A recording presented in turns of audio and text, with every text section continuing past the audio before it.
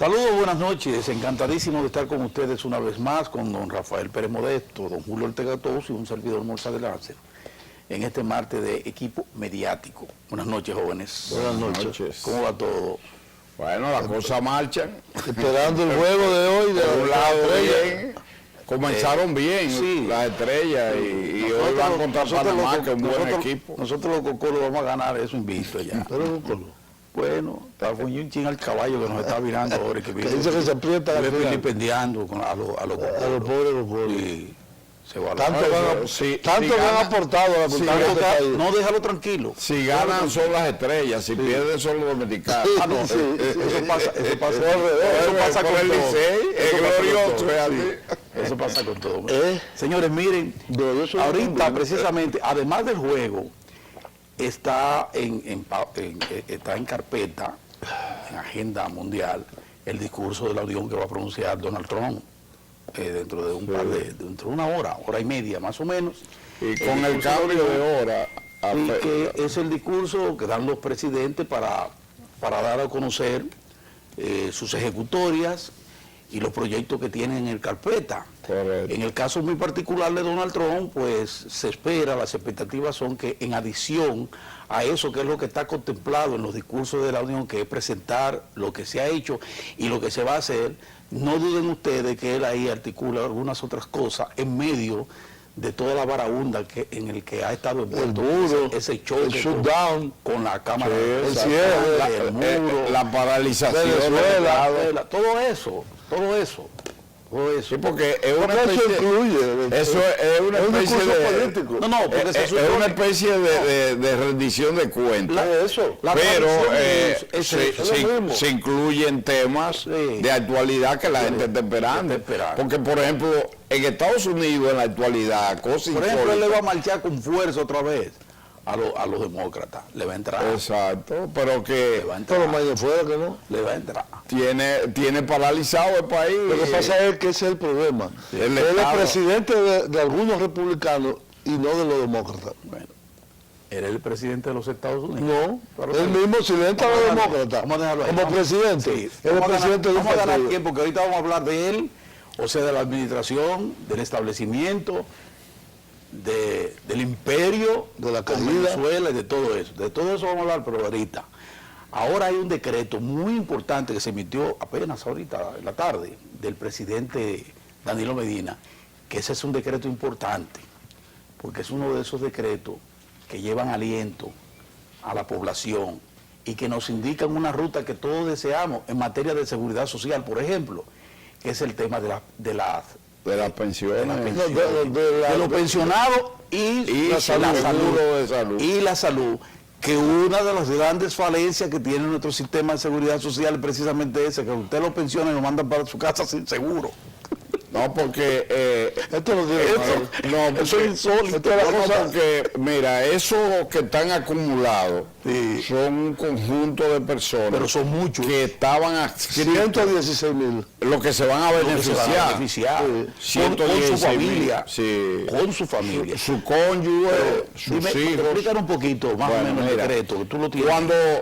Cuando inició la seguridad social, miles de personas estaban en situación adscrita al Instituto Dominicano de Seguro Social y por lo tanto ya su vida estaba ya en proceso de pensiones, pero eso se quedó Hacienda tratando el caso de irlo resolviendo. Fue resolviendo muy poco, muy lentamente, conforme a las posibilidades reales. Ahora, la sensibilidad del gobierno, hay que decirlo, acelerada, se ha enmarcado en varios aspectos, que hay que decirlo porque como un enfoque. Estamos de acuerdo. El aspecto de la infancia, de la niñez, pues la estancia infantil le va en un proceso porque apenas cobra el 0.1% de lo que gana la gente.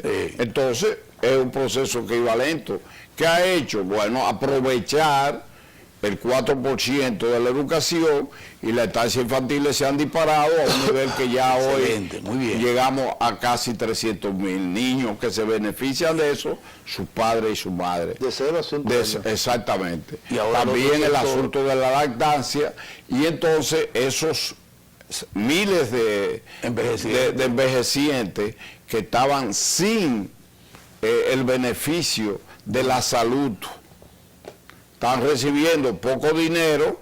Entonces el gobierno toma un decreto en lo que el Consejo Nacional de Seguridad Social puede organizar y darle vigencia a esto en función de su desarrollo. El gobierno va a cubrir la equivalencia de 116,000 personas en esa condición, se van a beneficiar con una disminución mínima de sus ingresos, insignificante, siendo el gobierno el garante de la salud y de los será beneficios. A través del SENASA. Y lo hará a través de SENASA y va a cubrir a esos trabajadores pensionados, a su cónyuge, sea hombre o sea mujer, a sus hijos menores de 18 años, si son hasta 21 años y son estudiantes, lo cubrirá, y la posibilidad de incluir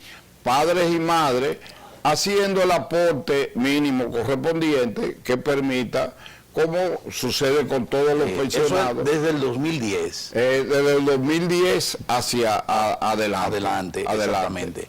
Entonces, ¿qué tiene que ver eso con, por ejemplo, la cápita, el asunto de 6%? Lo que tiene que No, pagar? no, porque eso ¿Qué es lo que...? Acuérdate que la Dirección General de Pensiones y Jubilación del Estado es un sistema de reparto.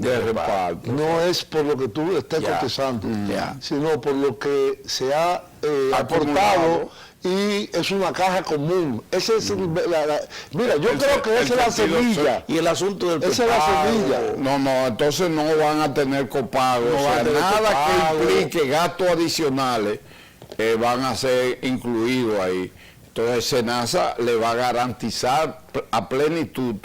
Esas personas están registradas en Hacienda. Están registradas en Hacienda. Tienen su pensión. Se llama Dirección General de Jubilación y Pensiones. Todo eso estaba pendiente, era algo pendiente y que podía llevarse mucho tiempo. ¿Qué ha hecho el presidente? Adelantarlo. Qué bueno. Y junto a eso vendrán también nuevos cambios de lo que está esperando la gente, pero que naturalmente hay que dejar que el Estado Dominicano trabaje y uno haciendo el esfuerzo, cada uno de los funcionarios que están adscritos a este sistema, en este caso Hacienda, el propio Consejo, CISARRIL, CIPEN, SENASA, todo armonizado, de manera pues que la población se beneficie y el gobierno pueda cumplir con su papel, su rol de garante de la seguridad, de la salud, del bienestar de la ciudadanía dominicana. Excelente. Pero yo no quiero dejar de pasar el momento para llamar la atención a la barbaridad que los diseñadores de esa ley, que se aprobó en el año 2001, incluyeron que cuando tú recibías una pensión, que a través del sistema de capitalización individual no hay ni un solo pensionado, pero hay más de 600,000 millones acumulados, la gente pierde el seguro de salud. Entonces, cuando más se necesita en la vida, se va a resolver. Cuando más, pero desde el 87 está así. Cuando más se necesita en la vida, es precisamente cuando tú llamas, no tiene fuerza para ahora, en el 2001, no la ley es que es 87. Ahora, en beneficio de eso, ese es uno de los objetivos dentro del plan estratégico del sistema dominicano de seguridad social. Y en breve, en la reforma, eso va de línea, porque no hay sector que se oponga, porque eso va en detrimento de la población, de toda la población, de todo el humano que trabaja y que cuando llega a una etapa, la seguridad, eso retrata hay gente incluso que a veces no quieren la jubilación por no perder el para seguro. no perder el seguro, pero por supuesto. De saber más viejo. Sí. Miren, vamos a hacer la pausa y entonces continuamos con otro tema, por supuesto. Desde luego.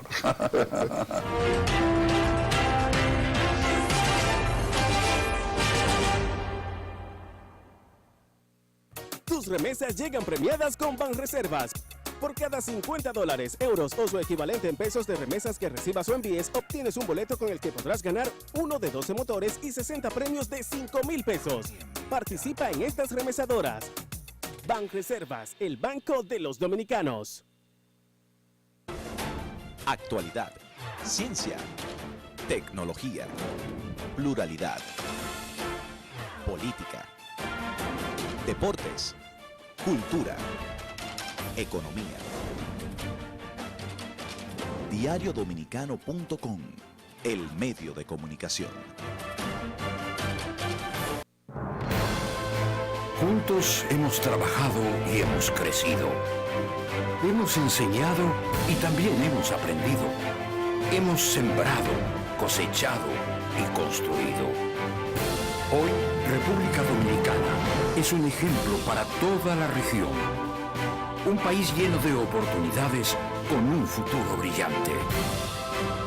Visita www.grandeslogros.do y conoce lo que juntos hemos logrado. Gobierno de la República Dominicana. Aquí hay futuro. La revista diaria.com.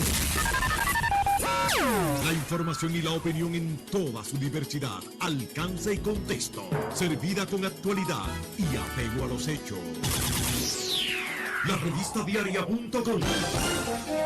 El digital que marca la diferencia.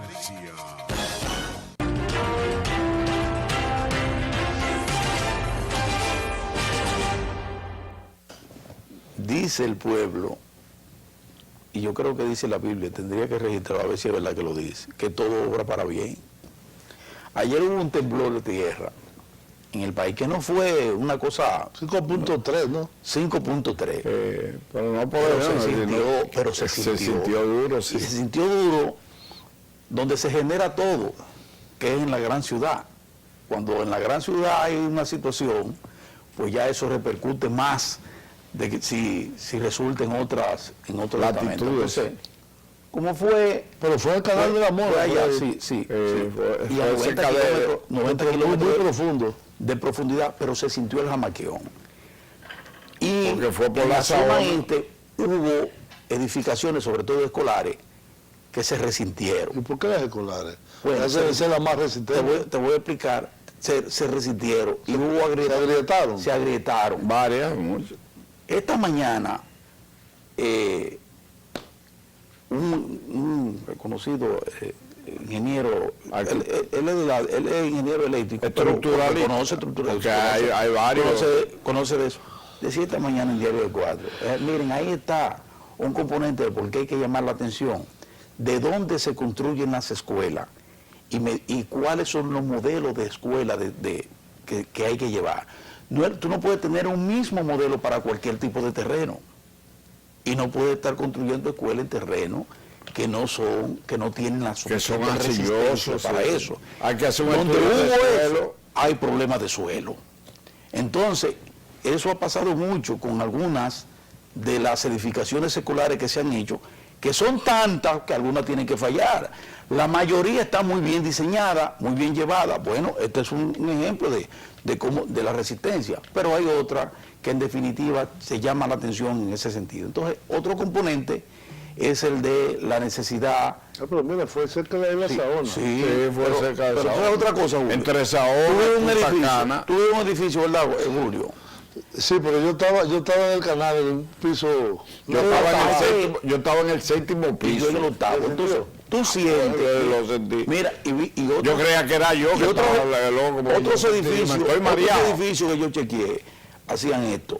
Lo que quiere decir que los edificios en su gran mayoría están bien edificados porque tienen ese sistema antisísmico, que incluso llegan al grado para soportar hasta 7. No, más, tiene que ser más. Hasta 7. Puede tener una zona sísmica muy alta. 7, bueno, aquí pero, debe ser hasta 8, en Chile 9. Bueno, pero por lo menos hasta 7. Pero hay grandes estragos. Sí, exactamente. Cuando va en Chile. Pero en Chile Lo importante es que hubo ayer y hoy, sobre todo hoy, han ido modificando la estructura porque la vida va enseñando. Sí. Antes se creía que tenían que tener una estructura sólida y bueno, se demostró que tiene que tener. Primero, ¿dónde se construye? Y cómo se construye, la tecnología que se lleva, porque fíjense cómo esos edificios, les digo, esas torres, se mueven y no tienen mayores dificultades. Si es como tú dices, Tática, se vienen abajo. Otra cosa, ayer hubo mucha, decía el ingeniero, vi sorprendentemente que en medio del temblor, la gente evacuando. Las evacuaciones se hacen después del temblor, cuando el temblor cesa. Fue muy corto. Después que el temblor cesa. Ese temblor duraría 2 segundos, no más. Duró más, Julio. Duró más. Yo puedo decir porque yo lo sé. Yo también, porque yo estaba sentado. Y nosotros salió todo el mundo, yo fui de los últimos en salir porque estaba en el séptimo. Sí, entonces, lo que digo es lo importante. Yo vi una fílmica de la Torre Piantín, la gente bajando por la escalera. Sí, hay que llamar, una vez más, ese es un buen llamado de atención para las construcciones, para que lo tome en cuenta el Estado, las construcciones que y las mismas instituciones. Y las mismas instituciones, los constructores, las alcaldías que dan los permisos. Pero que hay normas para las eso. Normas, bueno, pero que se apeguen a esas normas. Y la apliquen. Para que se apeguen a esas normas. Y la gente modernicen. Y la gente que esté consciente de que nosotros tenemos varias fallas, ¿verdad? En una zona sísmica. En una zona sísmica que tenemos que estar documentados, orientados, siempre orientados sobre cuál debe ser el comportamiento de los ciudadanos ante eventos que como eso debe ser educación, debe hacerse, ¿cómo se llama? Simulacros en los edificios, en las escuelas, en los hospitales. Hay una institución, INAVIE creo que se llama, que es el Instituto de Bienestar Estudiantil. No es Bienestar Estudiantil, tiene que ver con la estructura de los edificios y la orientación a la ciudadanía. Sí. Nosotros lo invitamos a que nos dieran una charla, pero además lo contratamos, porque ellos lo hacen solamente por el costo, que no es una cuestión del Estado, y entonces ellos hacen un estudio de la estructura y encuentran las debilidades, las falencias que puede haber, y además entrenan al personal de qué hacer.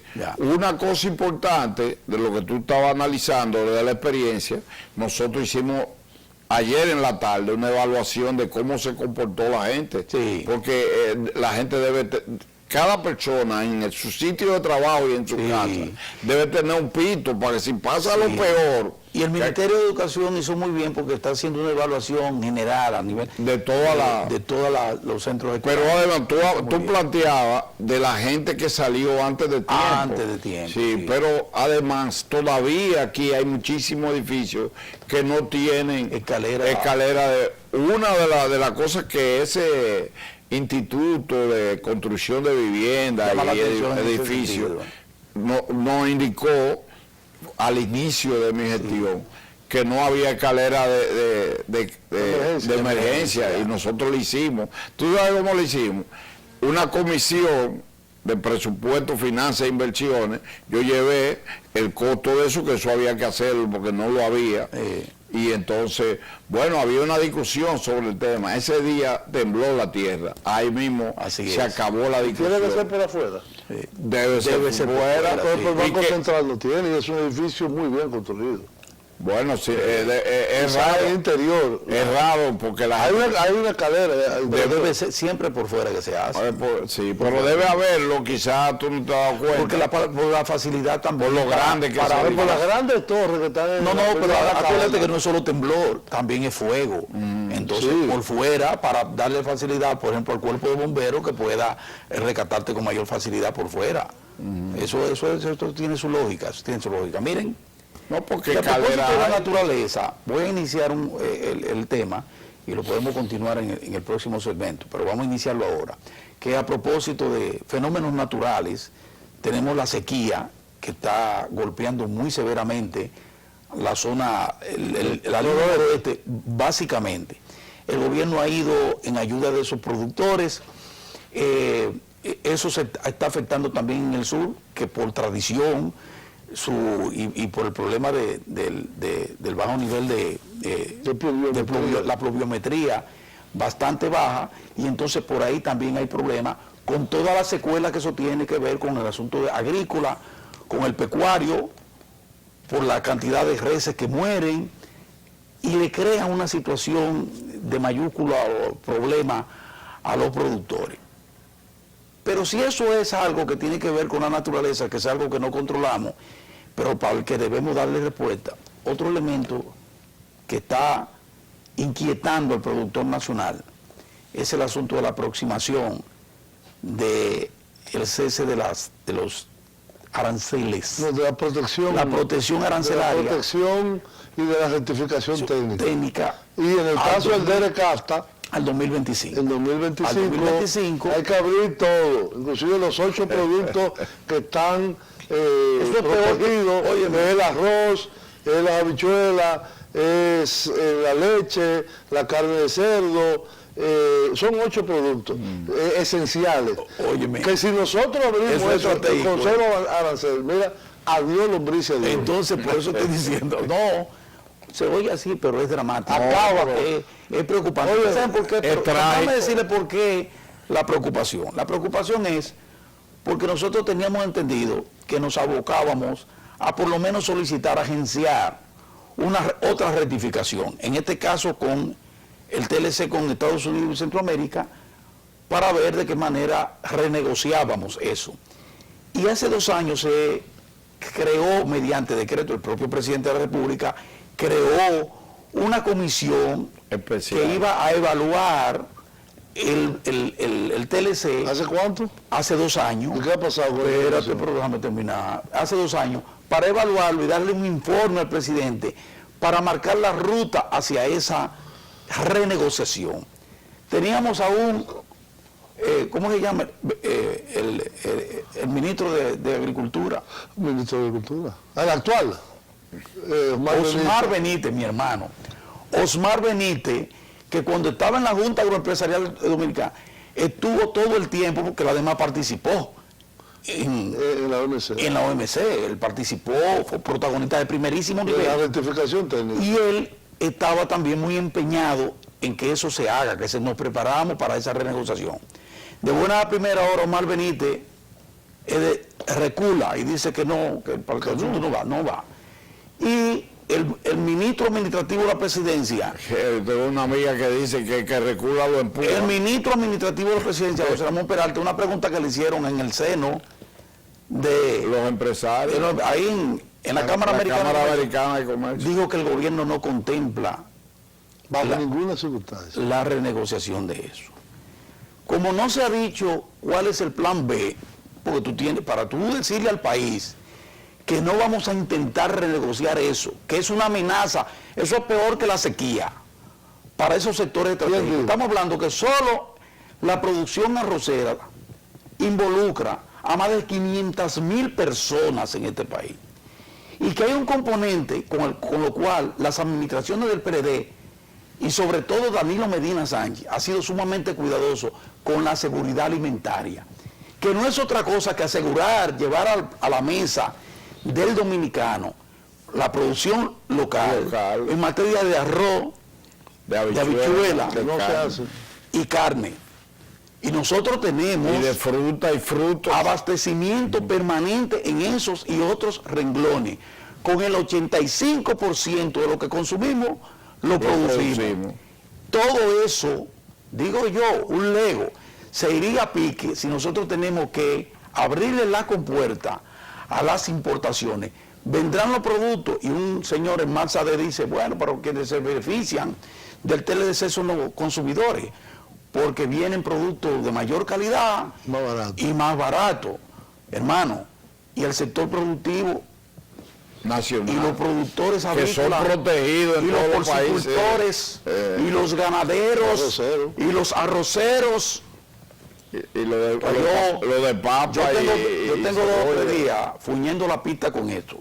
Porque yo lo que quisiera, lo que no entiendo es esa... Lo que yo quiero es que me expliquen, que desde el gobierno me explique. ¿Por qué el gobierno ha echado hacia atrás? Que me explique por qué esa actitud, por qué dejar atrás una iniciativa tan importante como la del presidente de conformar una comisión para revisar eso. ¿Quién conformaba esa comisión? Yo no recuerdo, pero tú puedes estar seguro que ahí estaba el que hoy es ministro de Agricultura. El que es hoy ministro, es hermano nuestro, estaba ahí y ahora es ministro, pero ahora inexplicablemente dicen que y beligerante. Yo voy a dejar a pasar en estos días a ver, ojalá los medios le presten mayor atención a este tema y lo llevamos al debate y transparentemos las cosas y digamos cuál ha sido la causa por la cual el gobierno, de acuerdo a lo dicho por José Ramón Peralta, se repliegue y dice que no va a ir tras una reforma, una protección del sector productivo. Frente a un sector productivo que como el de los Estados Unidos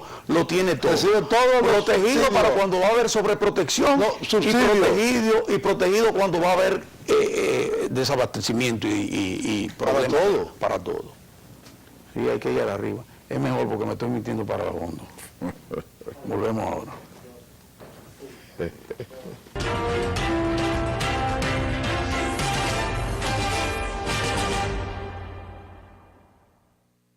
Tus remesas llegan premiadas con Banreservas.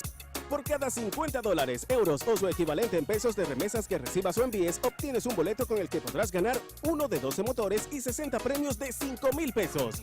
Participa en estas remesadoras. Banreservas, el banco de los dominicanos. La revista diaria.com. La información y la opinión en toda su diversidad, alcance y contexto, servida con actualidad y apego a los hechos. La revista diaria.com. El digital que marca la diferencia.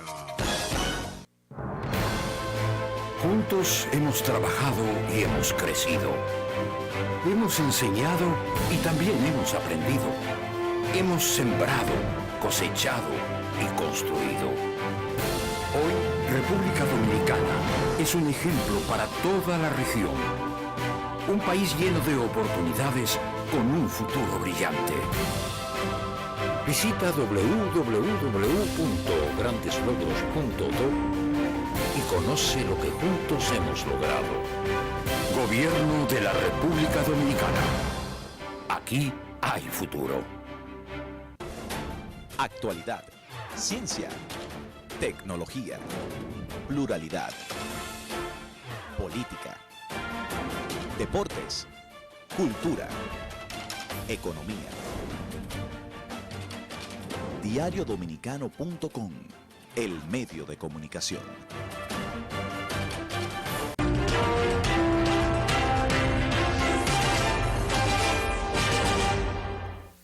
Como siempre, una van de cal y otra van de arena. Yo estoy feliz con el presidente, con esas 2 visitas sorpresas que hizo a Monte Grande y a Punta Catalina, para ponerle la pila a funcionarios y contratistas. ¿No? Y para evaluar la situación, evaluar de cómo van y que los compromisos se cumplan, que tengamos, por ejemplo, a Monte Grande ya este año lista, por lo menos la presa, lista como que se había puesto fecha. Exacto, en operación se había puesto fecha, el presidente la precisó por si había algún olvidadizo, precisó muy bien eso, se lo dijo al funcionario, al incumbente, que es el del INDI, se lo recordó. No, y se lo recordó también a los brasileños, que son los que están a cargo de la obra. Y lo dijo bastante en claro, en un lenguaje bastante llano, para que la gente entienda. Y enérgico, para que la gente entienda que con eso no hay forma, no hay excusa, porque además los recursos han estado fluyendo permanentemente sin ningún tipo de problema. Y Montegrande significa para el sur el principio del fin del olvido, la posibilidad de desarrollo, la posibilidad de un cuarto polo turístico, que sin agua y sin energía no se puede hablar de desarrollo de ningún tipo. Montegrande va a impactar, va a incorporar más de 500.000 tareas para el agro, agua potable, todo eso es desarrollo.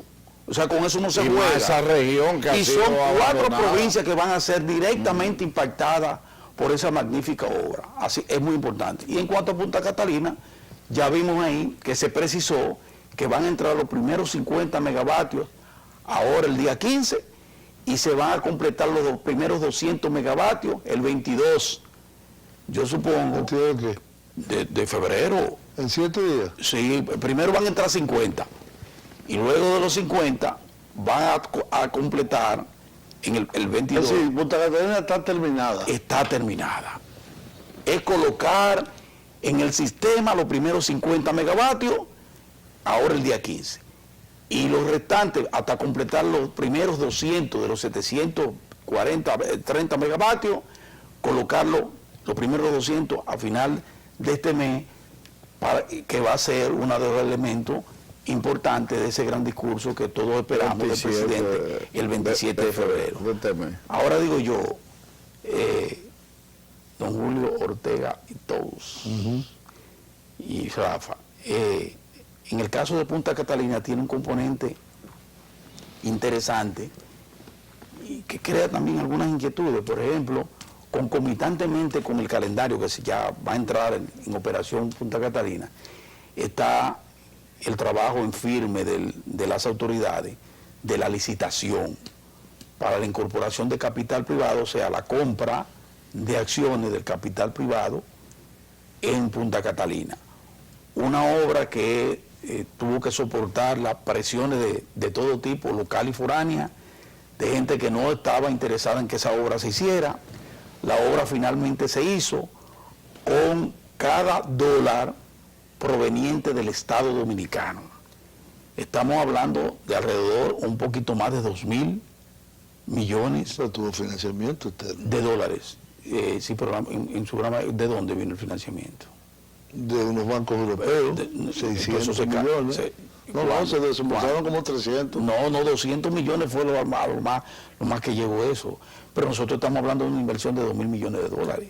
Es el Estado, es un sacrificio del Estado dominicano, un sacrificio que todos aplaudimos, porque es en función de resolver un problema de más de 50 años. Proyecto, exacto. De más de 50 años. En esa parte, un bono soberano, exacto, que para la terminación se iban a tomar 600 millones de dólares. Exactamente. Así que el financiamiento fue indirecto, pero fue financiamiento eterno. Y a largo plazo. Sí, pero un bono soberano. Sí, lo que quiero decir, ¿qué espera la población? Por ejemplo, digo yo, como correa de transmisión, que eso es lo que somos los comunicadores, lo que uno percibe, es que la gente dice, bueno, pero está bien, es una buena inversión. Y si el sector privado va a entrar, bueno, pues entre. Eso también es importante, porque ahí también hay garantía, también de eficiencia. Con el sector privado se involucra, sobre todo a nivel de gerencia, eso es importante. Igual que en las sedes. Bueno, pero es importante que se incorpore. Y la propia... Con regulaciones. Y un porcentaje. Ahora yo lo que digo es la esencia de Punta Catalina, su objetivo. Dentro de sus objetivos están, primero, iniciar el cambio de matriz eléctrica en el país, que dependamos menos del petróleo y sus derivados. Un componente importante que se garantiza con la incorporación del carbón, de la energía a partir del carbón. Segundo, provocar un impacto positivo en lo que es el costo para el sector productivo nacional, que tiene en la energía eléctrica uno de sus principales costos operacionales, la energía eléctrica. Y la distribución. Y tercero, que tengamos en la población la posibilidad de reducir la tarifa eléctrica, que es bastante cara en la República Dominicana. nosotros hemos ido apuntando bien porque ya por lo menos los primeros contactos que se están dando después de que Punta Catalina ya está va a entrar en el mercado, han sido a 8 centavos de dólares, que fue el que se hizo con AES, por ejemplo, 8 centavos de dólares. Y se estima que eso no deberá sobrepasar los 12 centavos de dólares a través de las distribuidoras de la sede. Pero ahora el sector... ¿A la venta al público? Sí, no, a las EDES, a las EDES, alrededor de 10 para que llegue más o menos el público 12. Nosotros estamos pagando 16, 18, pagamos en una ocasión casi 30 por el kilovatio, un asalto a mano armada, era eso. Pero sin embargo, la tendencia es precisamente a que ese otro componente, que es el componente de la tarifa eléctrica, también se reduzca. Ahora, ¿cuál es el elemento que ha surgido? Que los empresarios, a través de la ADIE, dicen que ellos ahora, el filón es no solo incorporarse con capital en Punta Catalina, sino que se traspase una vez más la sede al sector privado. ¿Cómo tú lo ves?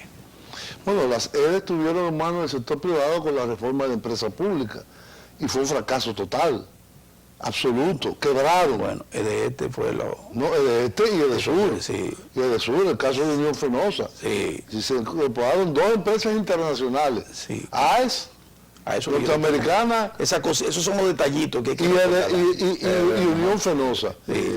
Y evidentemente la estructura del sistema eléctrico dominicano en ese momento no tenía oferta suficiente de electricidad. Exactamente. ¿Y qué pasó? En lugar de hacer un despacho económico de la carga por precios de producción, lo que hizo fue que se transformaron todos, algunos que andan pontificando por ahí en el periódico del Caribe, todos lo transformaron en BPA, en Power Purchase Agreement, en contrato de compra y venta de energía a precio fijo. Eso le costó, por la misma fórmula que se incorporó en el Acuerdo de Madrid. ¿Tú sabes cuánto le costó al Estado Dominicano? Más de 8.000 millones de dólares. Más de 8.000 millones de dólares en transferencias a las empresas distribuidoras que no eran capaces de generar flujo de caja y a los generadores, que es el único componente del sistema eléctrico que tiene ganancia. Compraron una EDE a un precio y luego la vendieron. En el caso de Sur y de Norte, que era un paquete que lo nacionalizó después Hipólito Mejía a los pocos años, él la compró en 5 veces el valor real de esa. Esa empresa estaba quebrada. Eso fue así, estaba quebrada. Estaba quebrada. Entonces, el problema es que tú, para privatizar la distribución o hacer una empresa mixta de la distribución, tú tienes que tener un parque eléctrico muy eficiente. Si tú tienes un parque eléctrico ineficiente, es decir, que te produce a precios altos, a mala calidad y con apagones, tú no puedes tener un sistema eléctrico. Fue lo que pasó efectivamente. Así es. Colapsó el modelo neoliberal y se aprovecharon. Y tuvieron que, al final, ¿quién lo coge? Papá Estado, venga, coja eso usted. Sí. Porque el gobierno no podía permitir que se quedara sin electricidad la gente. Entonces, pero ahí vino la eficiencia entonces del Estado, porque fíjate, no, la eficiencia no, 8.000 millones. 8.000 millones perdidos al zafacón. Pero mientras la chava viene, se ha hecho un gran trabajo a través de las EDES. Las EDES todavía necesitan mucha inversión. Pero han mejorado. Muchísimo. Pero necesita mucha inversión. Necesita por lo menos unos 800 a 1.000 millones más de inversión para mejorar las pérdidas en transmisión y el robo. Sí. Y el robo. Si tú bajas esa pérdida, como están por ejemplo en algunos países latinoamericanos, al 10 o menos del 10%. Lo tenemos un 26, un 27. Está muy alto todavía. 26, 27, pero ¿cómo lo tuvimos? Tuvimos un 40. 40 y más. Está en 40 y bajó a 26. Sí, poco, 40%. La que más tiene un 28, 29 de pérdida, que es de que tiene una composición demográfica fuñona, porque ahí el mayor cúmulo de pobreza, de gente con poder adquisitivo muy bajo, es ahí que está. La cobranza ahí se hace. No, y el filete se lo quitan. De la Romana, de Punta Cana, Macao. Pero yo estoy muy confiado en el presidente Danilo Medina, que ha llevado el timón en todo esto. No se ha involucrado de manera directa. Y yo estoy confiado en que todas esas cosas van a quedar completamente despejadas y vamos a tener una alianza importante, público-privada, en función de resolver de una vez y por todas el gravísimo problema que hemos tenido por tantos años, más de 50 años, que es el problema eléctrico en el país con todas sus secuelas. Vamos a la pausa, entonces ahora vamos a dar un pasito a ver qué está pasando en la hermana Venezuela. Volvemos.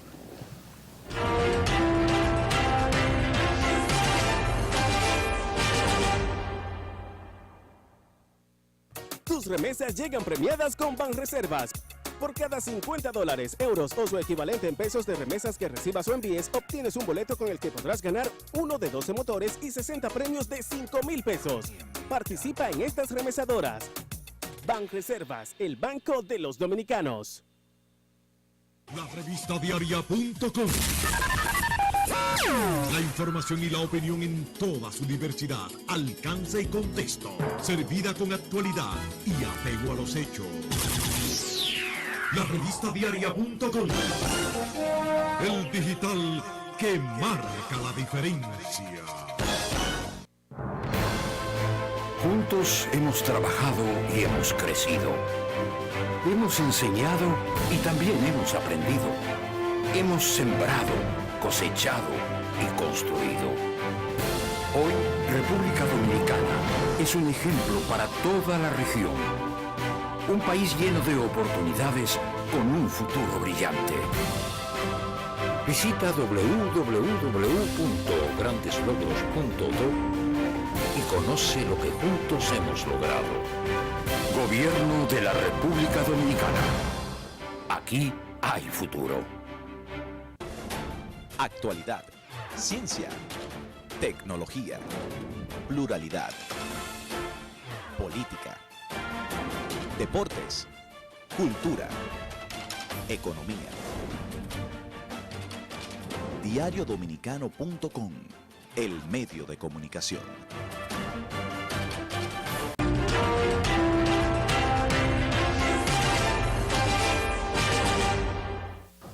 La situación sigue complicada, Rafa. Complicada, sumamente complicada. Compleja, difícil. Y la región también. El triunfo ahora ganó la ultraderecha en El Salvador. No, no es ultra. Nada más derecha. Es un tránsfuga del frente. Él era del frente, fue alcalde el planteamiento de él, ¿cuál es? Él se alió. El discurso de él, ¿cuál es? Él es un tránsfuga, Está bien, pero él es un oportunista, coge de aquí, coge de allí, etcétera. Y construyó un discurso, en muchos casos, ¿cómo le llama? Es de origen árabe. Es de origen árabe. Fukele, joven, 32 años. Muy joven. Yo creo que uno de los presidentes más jóvenes. Y ganó en forma muy sólida. 52%. 54%. Sí. 54. Pero la situación de Venezuela, mira, en el caso de Venezuela, evidentemente ha habido un plan orquestado, que no es de ahora, urdido e implementado en Washington. Eso lo sabemos. Y ese plan incluía impedir la juramentación de Maduro el día 10 de enero. Después se inventaron que era el 23 de enero que iba a venir el cambio. Ahí se inventaron la autojuramentación de Guaidó en el Parque La Lira de allá. Cuando había fracasado el intento de llevar la oposición a que ganara, ellos se dividieron. Y entonces después vino no se le dio el que fuera una ofensiva directa de Washington a través de John Bolton, el asesor de seguridad nacional de Mike Pompeo, el secretario de Estado, en menor medida, y del Comando Sur de los Estados Unidos. Una carpetita que congelaron, que iban 5.000 soldados en Puerto Rico. Congelaron, la cuenta incautaron, sí. 23.000 millones de dólares en total. Prohibieron las exportaciones. No fue a Maduro, fue a Venezuela que le incautaron. Las exportaciones venezolanas de petróleo. Y eso usted dice, bueno, eso es un castigo a Maduro, no es un castigo al pueblo venezolano. Es un cerco porque si Venezuela tiene problemas de inflación, de desabastecimiento, ahora que se va a agravar. Entonces se inventan de que una ayuda humanitaria. Pero es una cosa, ¿por qué no se la mandan a Honduras o Haití? Esa ayuda humanitaria. Que están en mucho peor condiciones ¿cómo se llama? Pero eso forma parte de la misma presión. Entonces, espérate lo que pasa. Ya después del 23, ¿qué día es hoy? Hoy estamos a 5. Han pasado casi 2 semanas. Sí. Y la oposición no ha logrado hacer absolutamente, es decir, el supuesto presidente, ¿cómo es? Interino, el supuesto presidente interino no ha logrado hacer absolutamente nada. Aunque ha conseguido un buen respaldo. No, lo que ha conseguido es una presión internacional de países latinoamericanos. Desgraciadamente hay algunos también que me tocan a mí personalmente, que han apoyado el establecer, primero supuestamente la ilegitimidad de Maduro, y en segundo lugar apoyado este reconocimiento a Juan Guaidó, y ahora la Unión Europea, conducida en este caso por el gobierno español de Pedro Sánchez, que dije, donde dijo Diego, y ha hecho un ridículo, dándole un plazo a un país soberano. Después del rechazo de México a una... Se le dio en su cara. Cuando él fue y le dijo a México... Se le dio en su cara. Es un problema de historia. Yo me involucro, pero yo me involucro siempre y cuando se respete la autodeterminación del no con unos ejércitos en la frontera colombiana. Hasta el propio Uruguay también. Hasta el Papa también. Han rechazado reconocer a Guaidó, porque Guaidó lo que dice, aquí se reconoce un gobierno, o la Asamblea General o el Consejo de Seguridad, o los dos juntos, y eso no ha sucedido. Pero ahora en los países europeos, que es el último escalón de esto, ahora los países europeos se han inventado, que no tienen unanimidad. No es las elecciones, no es una decisión, pero no es una decisión de la Unión Europea. No. Es una decisión individual de cada país. Porque Italia, Grecia y otros países de menor peso también han dicho, no, nosotros no nos vamos a meter en eso, en estar reconociendo o no el gobierno, que es una presión de los Estados Unidos. Y el gobierno de Julio, pero hay una realidad, Pedro Sánchez, hay una realidad, y es que el pueblo venezolano no resiste por mucho más tiempo una situación que levanten el bloqueo. Entonces que levanten el bloqueo. Eso crea una situación, un ambiente que no van a levantar de mucha tensión. Cuba tiene 60 años, 60. Sí, pero la naturaleza de Cuba, desde el 91 en adelante, que hace 27 años, ya era un gobierno muy consolidado. Lo que te quiero decir, China tenía la séptima flota, la séptima flota que no tenía. En Cuba había un señor, Fidel Castro, y aquí hay un señor que se llama Maduro, que son dos. Yo no estoy comparando a nadie. Quiero centrarme en personas, sino en procesos políticos. Aquí lo que hay es una grosera intervención de los Estados Unidos en los asuntos internos de Venezuela. Inclusive con amenaza militar. Está de acuerdo con amenaza militar. Injerencia de ningún tipo. En Venezuela puede haber, mira, la resolución puede ser o un golpe de Estado, que no lo han logrado hasta ahora, porque las Fuerzas Armadas han seguido monolíticamente unidas, o una invasión extranjera, o una guerra civil. Ejemplo, el caso de Libia. Eso es un Libia. Repetir el guión de Libia. Mira la situación de Libia. Mira la situación de Irak, pero yo no de Siria. Es tan fácil hacerlo aquí en Venezuela, ¿no? No, yo creo que no. Pero hay que ser claro. Los intereses que hay ahí, sí, intereses encontrados, porque están los intereses de los propios Estados Unidos. Hay empresas estadounidenses que están guisando, que siguen trabajando normal. Capitales norteamericanos en Estados Unidos. Pero ahí están los rusos. Y los Ahí están los chinos, chinos. y los turcos. No es tan fácil. Pero vamos a esperar Turquía? que se encuentre una salida sobre la base de No, porque tiene que ser sobre la base del diálogo. Y que la salida tiene que ser base a la incorporación y decisión del pueblo venezolano. Señores, muchas gracias. Nos vemos en una próxima ocasión. Bye. Agresor.